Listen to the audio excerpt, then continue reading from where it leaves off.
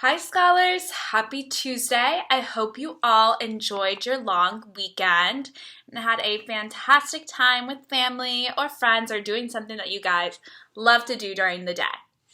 So, we are going to jump right back into our subject that we started learning about on Thursday of research. And remember, we were researching the topic sharks.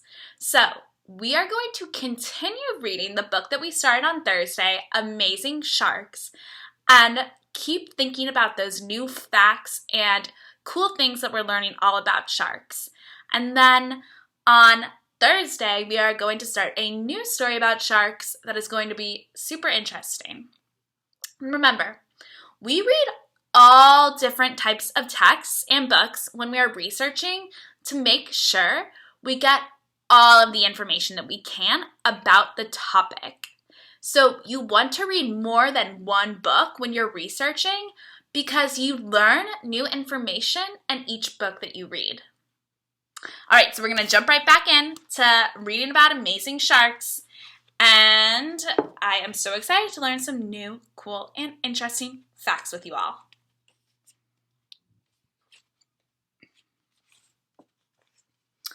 Most fish lay eggs in the water. Some sharks lay eggs too, but most sharks give birth to their babies. Shark babies are called pups. The pups live on their own. They do not need their parents. They stay away from older sharks. Some older sharks will eat pups once they get a chance. So in these 2 pages alone, scholars, I learned so much juicy information that is just crazy to me. I had no idea that a younger shark is called a pup.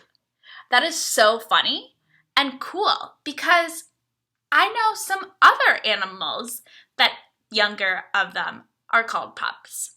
We know that dogs have pups, or they're called puppies, but similar. And I never knew that there was a name for a baby shark, especially that the name was something as interesting as pup.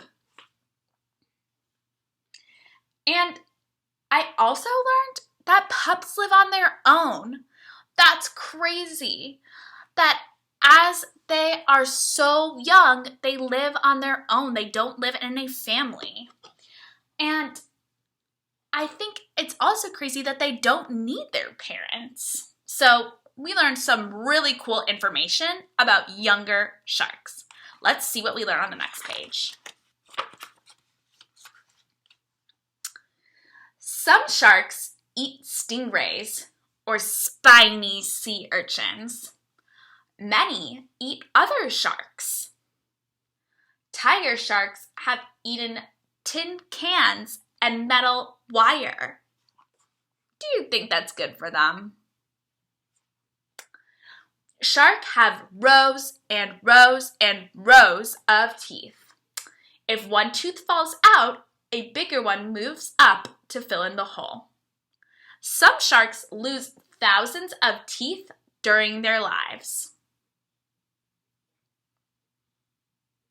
So, on this page, scholars, what did we learn that sharks eat? What are some of the things that we learned that sharks eat? I think there were about 3 things mentioned. So let's think if we can think about all 3 of those. We learned that sharks can eat stingrays or spiny little sea urchins. We learned that they can eat tin cans and metal wire. And we learned that they even eat each other. They eat other sharks. That is crazy to me. So scholars, why are we going to read 2 different books about sharks? Why are we going to read 2 of those? If we're all reading one, why do we have to read another? Think to yourself. So I want you to put your turtle together. Ooh, a turtle's fitting because we're talking about a sea animal. So let's put our turtles together. Turtles up. And I want you to whisper to your turtle, why are we reading 2 books about sharks?